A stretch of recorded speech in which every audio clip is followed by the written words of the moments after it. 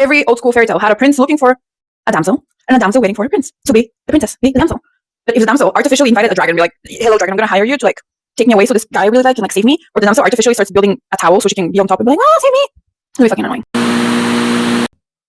Welcome to the social circle, loves. My hair is doing funky things. Today we are talking about how to be a challenge for him and not a chore. Okay.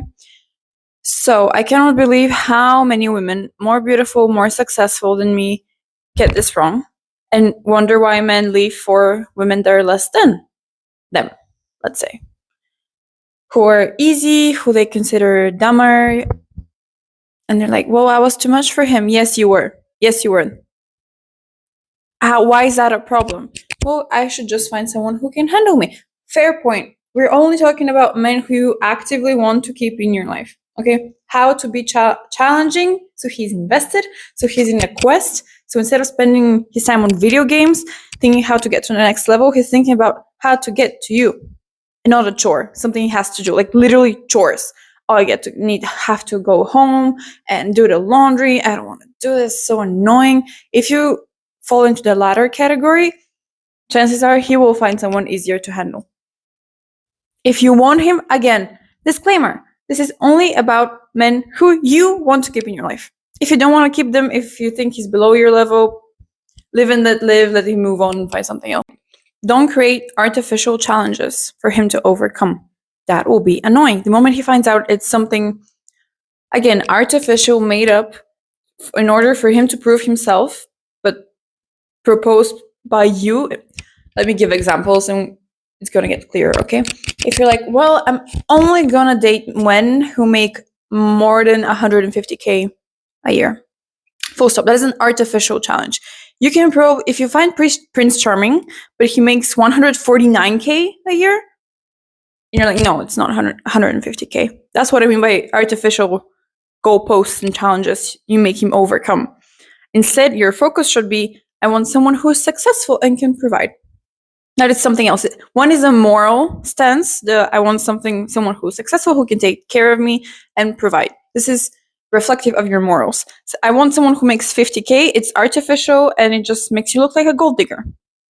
So this will annoy him, and he will most probably be like, well, I bring 150K to the table. If you actually do meet a guy like that, what do you bring to the table?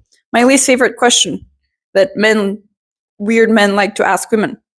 So it'll be, again, a transactional. He has the 150K. What do you bring to the table? Instead, if you put your moral virtues forth, your moral, what do you call them? Expectations forth. So I want someone who's a provider and protector. And he, in turn, can have his own moral presuppositions of what you should be like, what his ideal woman should be like, let's say. Then you can meet in a much healthier place, if that makes sense. And it won't be a challenge. It won't annoy him that you made this artificial challenge for him. It will be more so that he's filling himself with energy to prove himself morally to you. So he can be your Prince Charming and not just a checkbox on your checklist for a man. It's the same thing. Let's reverse the role so you get how it will feel like for a man.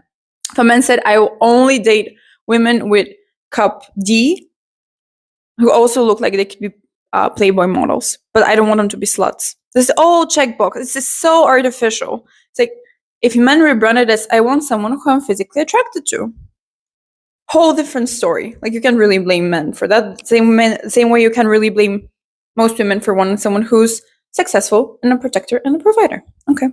If that is clear, we can move on to point number 2. Before we continue, I want to ask you, what are you having as a drink or a snack? I have a coffee with me, because we're sitting, obviously, at a table chit-chatting. And I have soleti, which are, if you're wondering, this is the second best Bulgarian invention after rakia. We can continue. Point number 2, don't slow the relationship down artificially, okay? Many other female relationship influencers have said this already, so I'm just going to repeat them. Summarize, repeat, move on. Don't pretend to reply slowly, to accidentally not hear a phone call. It might be interesting at first, but this is literally playing games 101. And if you start playing games, the person will respond in turn. and you'll be stuck in this mind games, toxic behavior, not going to lead you to any healthy relationships. And at some point, like at first it's fun, like any game, but if you play Monopoly for like weeks and months on end, you're going to move on to another game, or at least to something else to do with your life. So if you keep playing games with him, he's going to find someone who's not going to play games all the time. So if he sends you a message, you're able to reply and read it. If not, if you're doing something else, say, whoop, sorry, I'm going to reply in a few hours. If he's pissed at you, took a few hours to reply, but you had something to do, then that's his problem. And if you reply quickly and he doesn't reply quickly, although he's available, that's also his problem. It's not your problem. You shouldn't stoop to his level if he has issues with basic healthy behavior. Okay? But if you're the game player, what can I tell you? You're going to attract what you give off. You play games, you're going to attract people who like to play games and don't want a serious relationship. Point number 3, this is going to be the last or the second to last point. It's really not that complicated, and so many women get it wrong. Very unfortunate. Let your moral standards be the challenge. So, every old school fairy tale had a prince looking for a damsel and a damsel waiting for a prince. So be the princess, be the damsel. But if the damsel artificially invited a dragon and be like, hello, dragon, I'm going to hire you to like take me away so this guy I really like can like save me, or the damsel artificially starts building a towel so she can be on top and be like, save me. It'll be fucking annoying. I still haven't decided if I'm allowed to swear on my own YouTube channel. But if you're just a princess and live your life as a princess with high moral standards for yourself and for others, right? You can't hold others to higher moral standards than you hold yourself. A prince will come. Many dwarfs, many ogres will come first, as they always do, right? Every fairy tale has all the potential suitors flooding in for the princess before the prince, the actual knight she wants, comes. But the fact is, it will come. He will come. If you ask God, okay? If you ask God, he will bring a prince for you. But you have to wait for the ogres to pass and be a princess.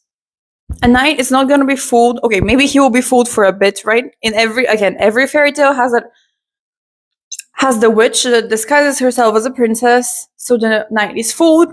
But then once he finds out what she really is, off with her and on to find a princess again. If you want the prince, those are the rules. I don't make the rules. I just play the game. Don't shoot the messenger. Okay. Let me have a sip of my coffee. So, if you have what do I mean by high moral? Make your moral standards the actual challenge that will impress him, that will make you stand out, that will make him want to invest time and effort to get you, right? Make you addicting like a video game. That's a good title. I should make a video titled like this.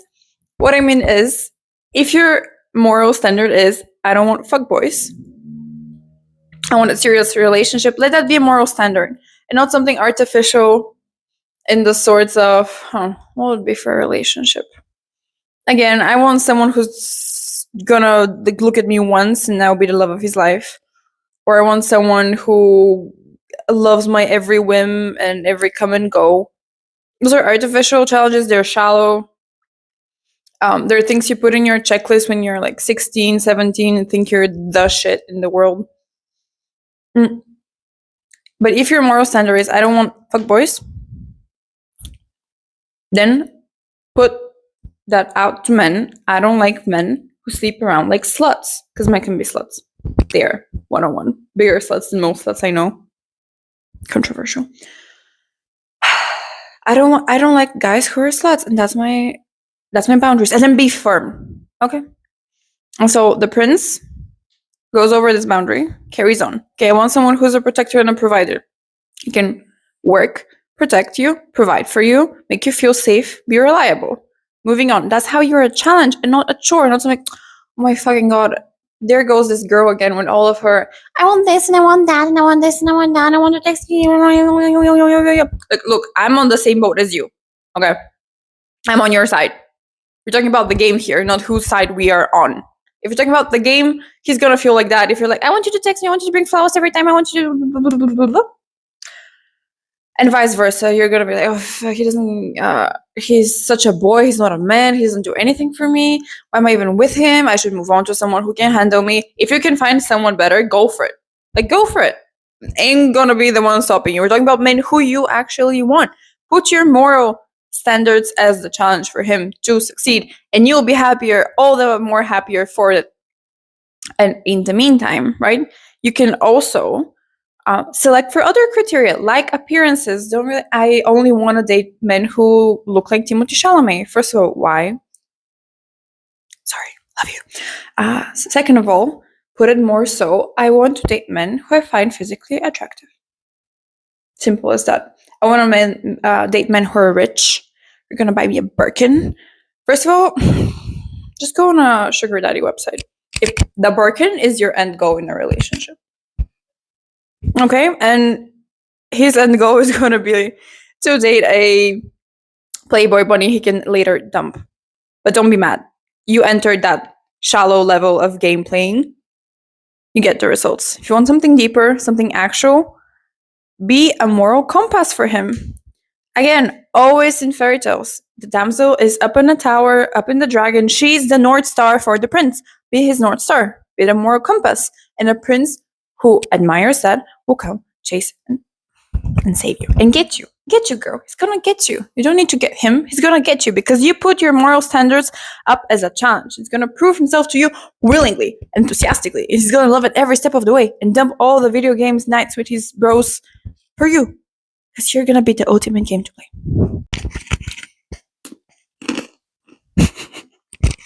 Some ASMR.